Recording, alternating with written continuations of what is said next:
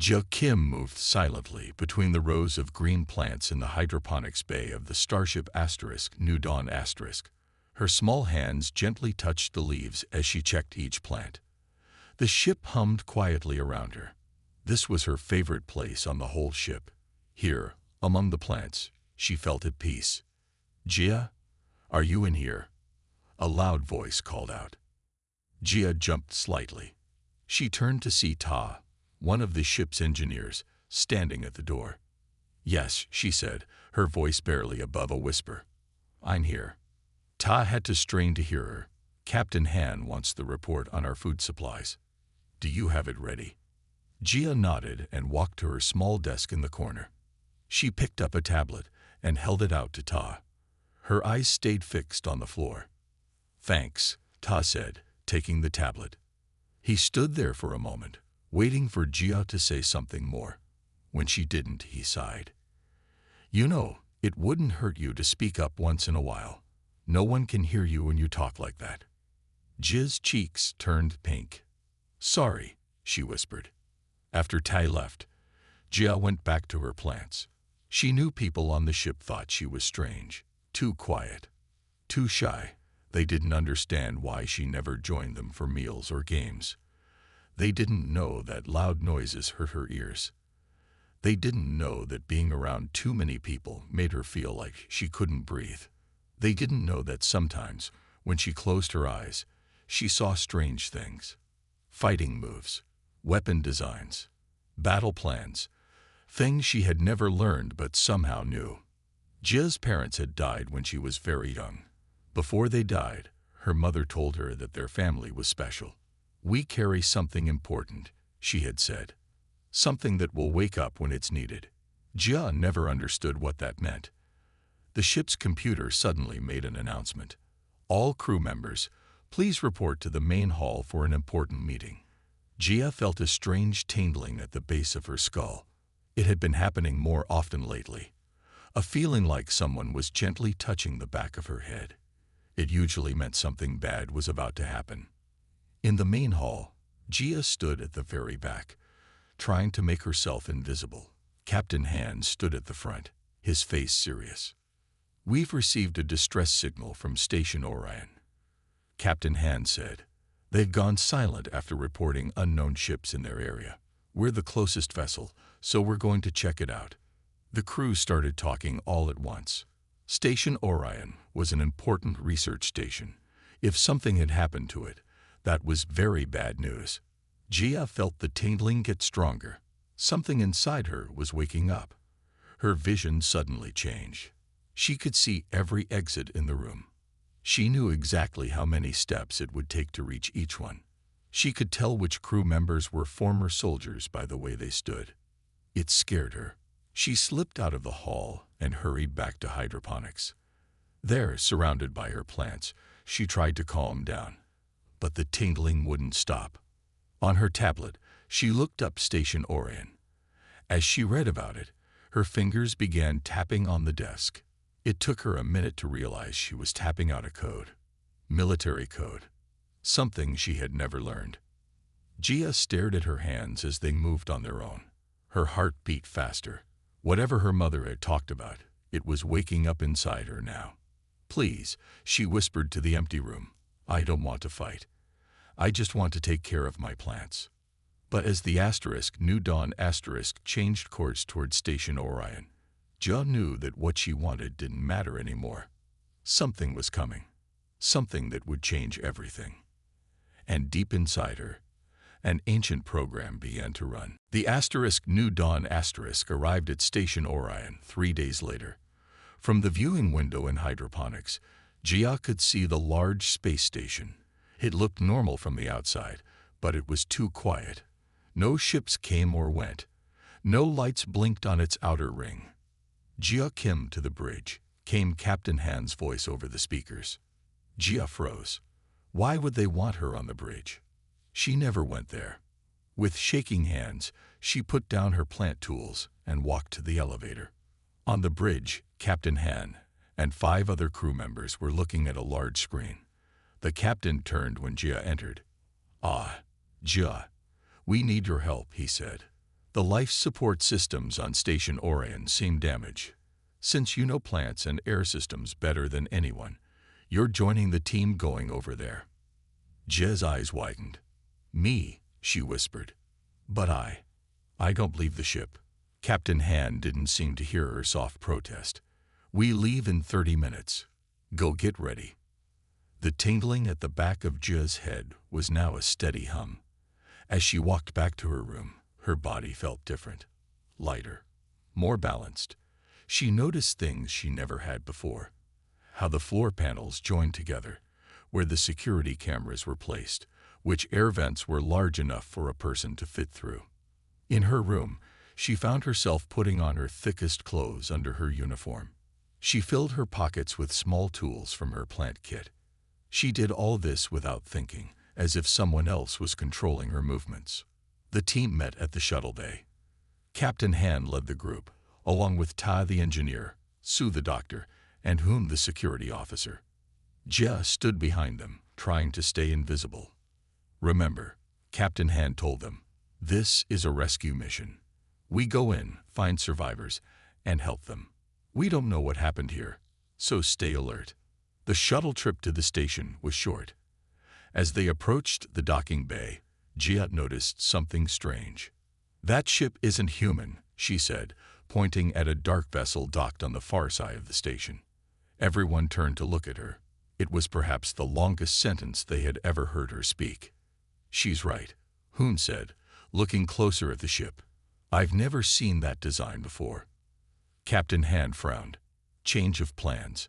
We dock quietly and move carefully. Hoon, keep your weapon ready. They docked and entered the station. The halls were dark, with only emergency lights working. The air smelled wrong. Jia felt the hair on her arms stand up. Life signs ahead, Su whispered, looking at her scanner. Many of them. Not all human. They turned a corner and froze. 10 tall, blue-skinned aliens stood in the hallway. They had 4 arms each and wore black armor. They held weapons pointed at the humans. Greetings, Captain Han said, stepping forward with his hands up. We are from Earth. We came to help. The tallest alien stepped forward. Earth, it said in a deep voice. The home world. Good. You will tell us everything we need to know. Before anyone could react, the aliens fired strange guns. Not bullets, but nets of energy that wrapped around the humans. Jia watched in horror as Captain Han and the others fell to the ground, trapped. She should have been caught too, but somehow her body had moved on its own. When the aliens fired, she had already stepped back into a small maintenance closet. They hadn't seen her. Through the crack in the door, Jia watched as her friends were dragged away. Her heart beat fast with fear, but the tingling in her head was now a roar. Knowledge flooded her mind. She knew what these aliens were. Vector, a warrior race from the far side of the galaxy. They were here to learn about Earth before they attacked it. Jia's hands stopped shaking. Her breathing slowed. The shy, quiet girl began to fade away as something else took her place, something that had been sleeping inside her for years. I'm coming, Captain, she whispered. I'm coming for all of you. And for the first time in her life, Jia Kim wasn't afraid of what was about to happen. Jia waited in the dark closet until the sounds of the Vector faded away. Her mind felt strange, like it was filling with new information. Images flashed before her eyes. Maps of the station, weapon designs, fighting moves. Knowledge she never learned but somehow had. When she was sure the hallway was empty, she slipped out. The shy girl who had trouble looking people in the eye was gone. In her place was someone who moved with purpose. Her steps made no sound on the metal floor. Find the crew, she whispered to herself. Then find a way to warn Earth. Jia knew she should be terrified. 5 minutes ago, she would have been. But now a calm feeling spread through her body. Her hands no longer shook. Her breathing was slow and even. She found a small vent in the wall and removed the cover. The old Jia would never have fit inside, but somehow she knew exactly how to twist her body to slide through. The vent system was like a map in her head. She crawled through, knowing exactly where she was going. After 10 minutes of crawling, she heard voices. She stopped above a large room and looked down through the vent slats. What she saw made her blood run cold. Captain Han was tied to a chair in the middle of the room. Blood ran down his face. 3 vectors stood around him. The tallest one seemed to be the leader. "Tell us about Earth's defenses," the vector leader said. "How many ships? What weapons?" "I told you," Captain Han said, his voice weak. "I'm just a transport captain. I don't know military secrets." The vector hit him hard across the face. "Lies. All humans know their planet's weaknesses. We will find them, with or without your help." Gia felt anger burn inside her. These aliens were hurting her captain. They wanted to hurt Earth. She had to stop them. As her anger grew, more knowledge flooded her mind. Combat tactics, vector weak points, how to use their own weapons against them. Her muscles tensed, ready for action she had never trained for. She realized what was happening. The thing her mother had told her about, the thing her family carried, it was waking up. Some kind of program built into her very cells, passed down from her ancestors. She was a weapon that had been sleeping until now. Jia moved through the vents until she found the room where the other crew members were being held. Tai, Su, and Hoon sat in a cell with force field bars. 2 vector guards stood watch outside. Jia closed her eyes and let the program in her mind take control. When she opened them again, she saw the world differently. She could see the weak points in the vector armor. She could tell which guard was tired by the way he stood. She knew exactly how to disable the cell's power system. From her pocket, she took out a small plant trimmer. In her hands, it suddenly felt like a weapon she had used for years. "I can do this," she whispered, and for once she believed it. She removed the vent cover and dropped silently to the floor behind some crates. The guards didn't notice her. Jia looked at her hands and was surprised to see they were steady. The program was changing her, making her stronger, braver. She picked up a small metal object from the floor and threw it against the far wall. It made a loud clanging sound. Both guards turned toward the noise. "What was that?" one guard asked. "Check it out," the other said. As the first guard walked toward the sound, Jia made her move. She slipped behind the second guard, her body moving in ways she never knew it could. Her hand struck a specific spot on the guard's neck, a place the program told her would knock him out instantly. The guard collapsed without a sound. Jia caught him before he hit the floor and gently lowered him down. "I'm sorry," she whispered, even as she took his weapon. The shy girl who took care of plants was now a warrior, awakened to her true purpose, and she was just getting started. The first guard turned back and saw his partner on the floor. "What?" He started to shout, but Jia was already moving. She leaped across the room, her body flowing like water. One moment she was behind the crates, the next she was right in front of the guard. Her hand shot out and pressed a spot on his chest. The guard's eyes went wide, then closed as he fell to the ground. "Jia." Tai's shocked voice came from the cell. "Is that you?" Jia turned to the cell. Her 3 crewmates stared at her with open mouths. "Yes," she whispered, her voice still soft even now. "Please stay quiet. I'm going to get you out." She went to the control panel for the cell. The old Jia would have been confused by all the buttons, but now her fingers moved with certainty, typing in codes she somehow knew. The force field disappeared. "How did you do that?" Hoon asked as they stepped out. "And how did you take down 2 vector guards? They're twice your size." Jia looked down at her hands. "I don't really know," she said. "It's like someone else is controlling my body. But it's still me." Su touched Jia's arm. "Your pulse is racing, but you seem calm. This is amazing." "We need to save Captain Han," Jia said. "Then we need to stop the vector from getting information about Earth." Hoon picked up the fallen guard's weapons. "On security. I should lead."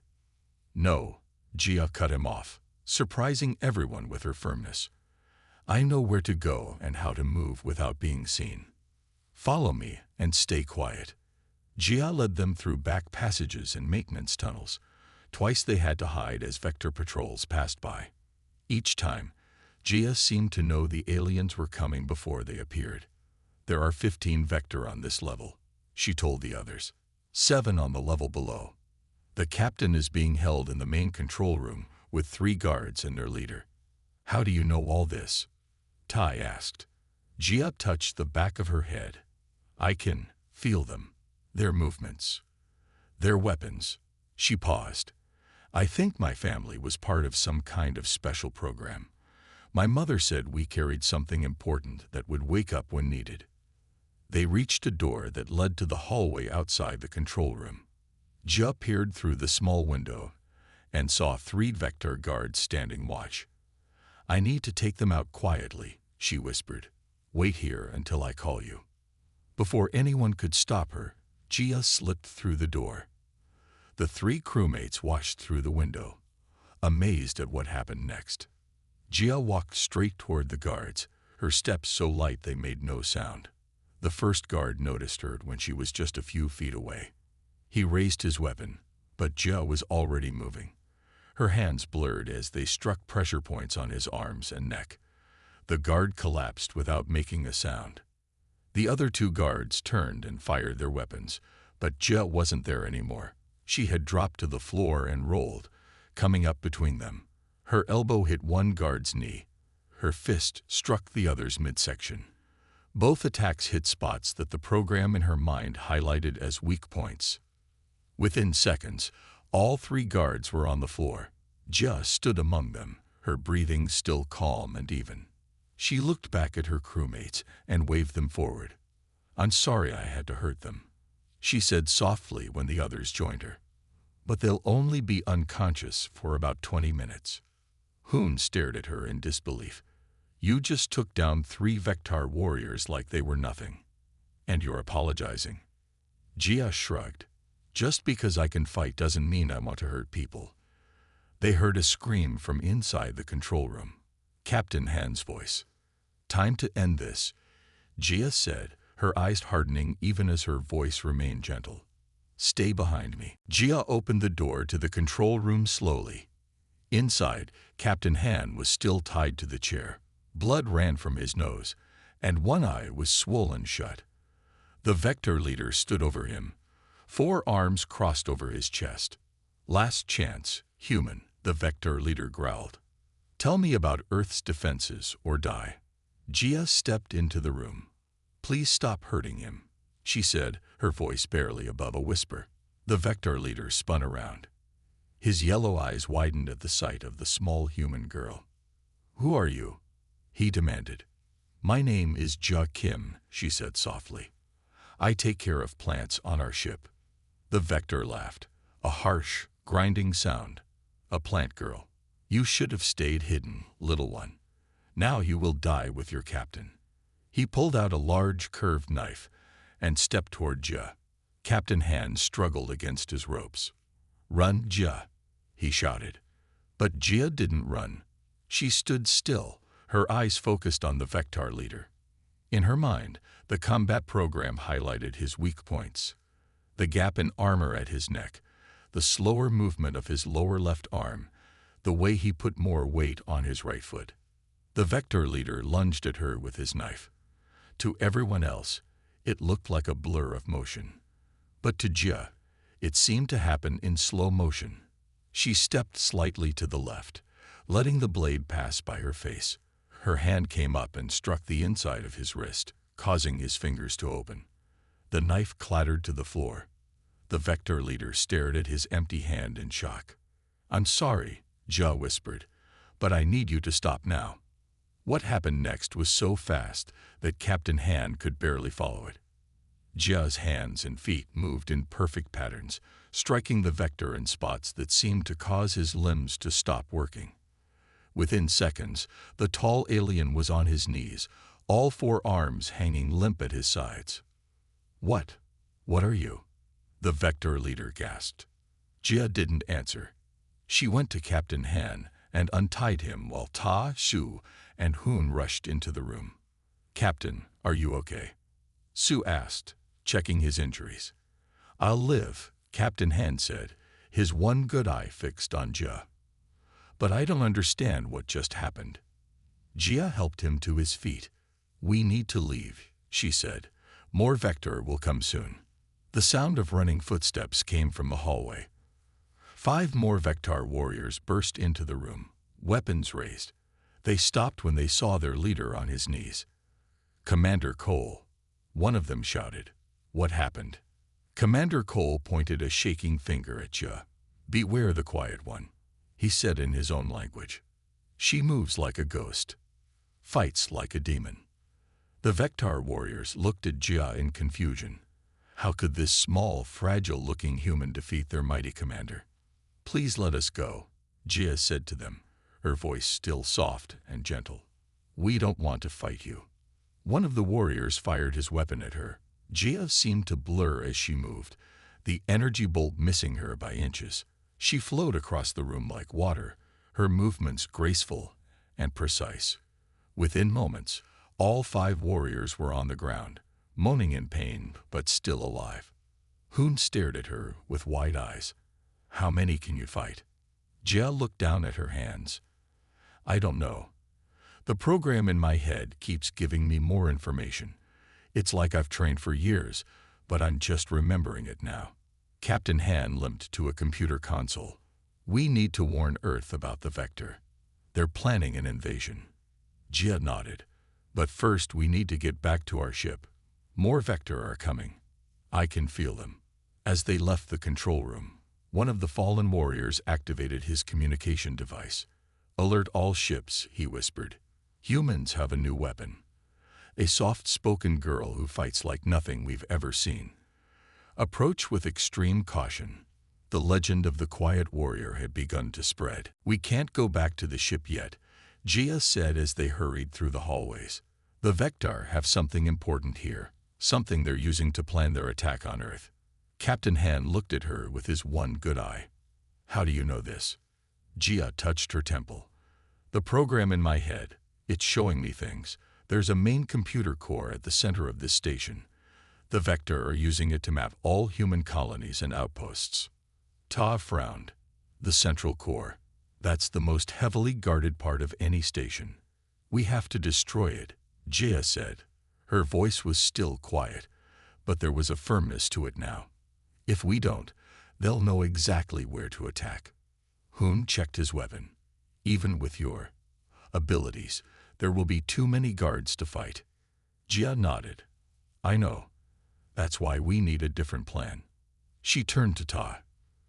"Can you overload the station's power systems?" Tae's eyes widened. "I could, but that would destroy the whole station. We wouldn't have time to escape." "We'll make time," Jia said. She closed her eyes for a moment, and when she opened them, they seemed different, more focused. "The program is showing me a path. If we follow it, we can reach the core, set the overload, and get back to our shuttle before the station explodes." Sue looked worried. "What about the other humans on the station? The researchers?" Jia's face fell. "I've been scanning for human life signs. There are none except for us. I think the Vector killed everyone else." A heavy silence fell over the group. Then Captain Han straightened up, wincing at his injuries. "Then we have no choice," he said.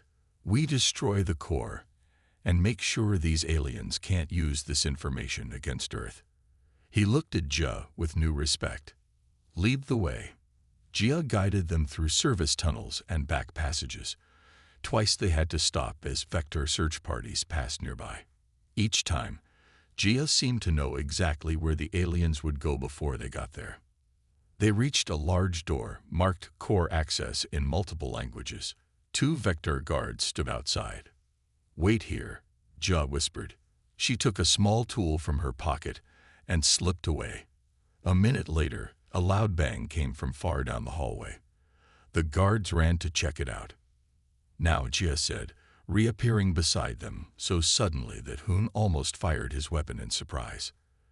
They hurried through the door and into the core room. It was huge, with glowing columns of data rising from floor to ceiling. In the center was a massive computer, covered in blinking lights. "That's it," Ta said. "The main core. All the station's data flows through here." Jia pointed to a control panel. "Ta, can you start the overload from there?" Ta nodded and went to work. The others stood guard by the door. "How long?" Captain Han asked. 10 minutes, maybe less," Tai replied, his fingers flying over the controls. Suddenly, Jia tensed. "Someone's coming," she whispered. "Someone. Different." The door slid open. Commander Cole walked in, but he looked changed. His armor was now thicker, with glowing lines running through it. All 4 of his arms held weapons. "I knew you would come here," he said, his yellow eyes fixed on Jia. "Our scans showed this was your target, so I prepared specially for you, quiet human." Jia stepped forward, putting herself between Cole and her friends. "Please let us leave," she said softly. "I don't want to hurt you again." Cole laughed. "You won't. This armor adapts to fighting styles. The more you attack me, the better it will protect me." His eyes narrowed. "Your tricks won't work twice, plant girl. Keep working on the overload," Jia whispered to Ta. To the others, she said, "Get ready to run when I tell you." She faced Cole, her small form looking tiny compared to the armored alien, but her eyes were calm. "I'm sorry this has to happen," she said quietly. Cole raised his weapons. "Your soft words won't save you this time." Cole fired his weapons. Energy blasts shot toward Jia. She moved like water, sliding between the blasts, but one caught her arm, burning through her sleeve. She gasped in pain. "First blood to me," Cole said, his yellow eyes gleaming.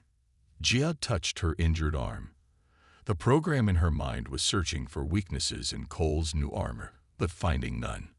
Every time she thought she saw a gap, the armor shifted to cover it. "How long, Ta?" Captain Han whispered. 7 more minutes, Ta replied, still working at the control panel. Jia dodged another blast from Cole. She tried to get close enough to strike him, but his 4 arms kept her at a distance. One of his weapons clipped her leg, making her stumble.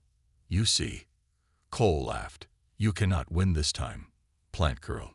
Jia backed away, her breathing faster now.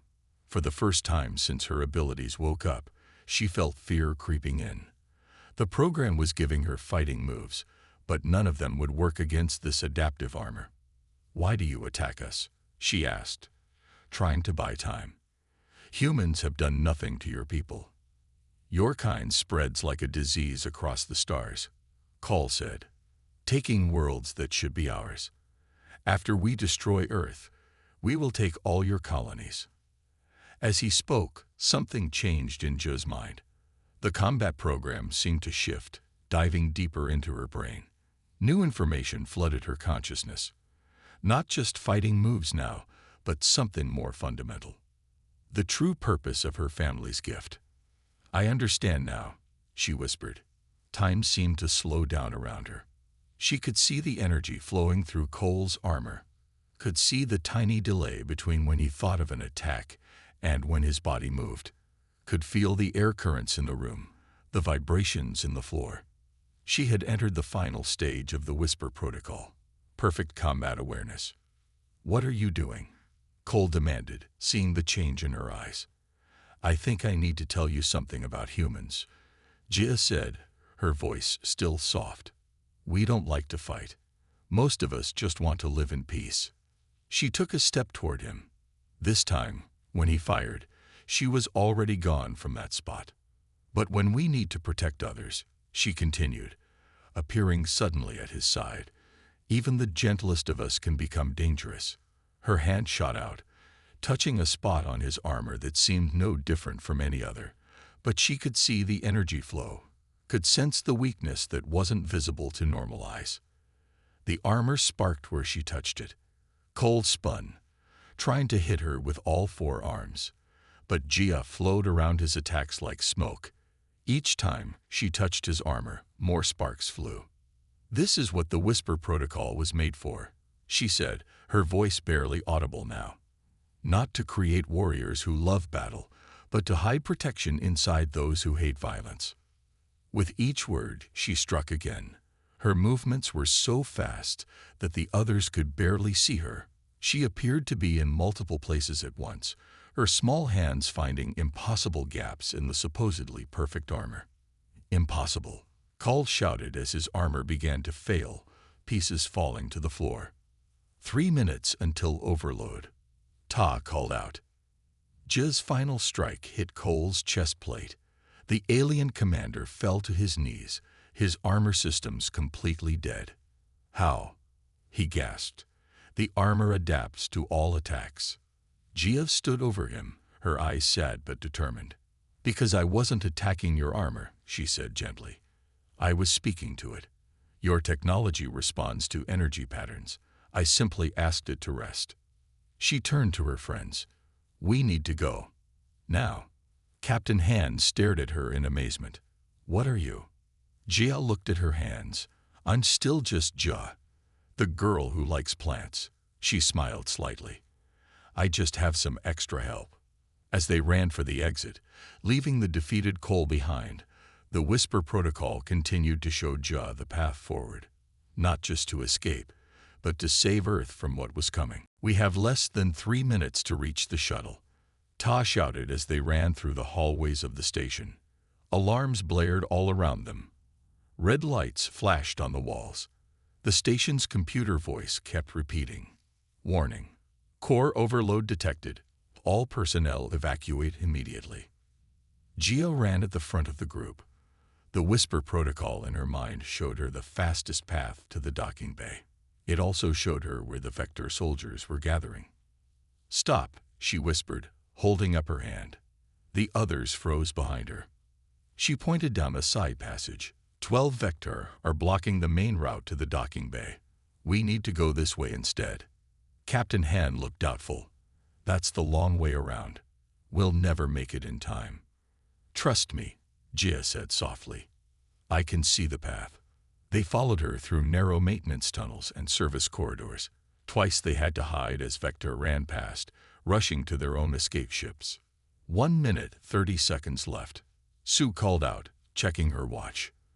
They burst into the docking bay. Their small shuttle sat on one side. On the other side was a much larger Vector ship. Aliens were rushing aboard it.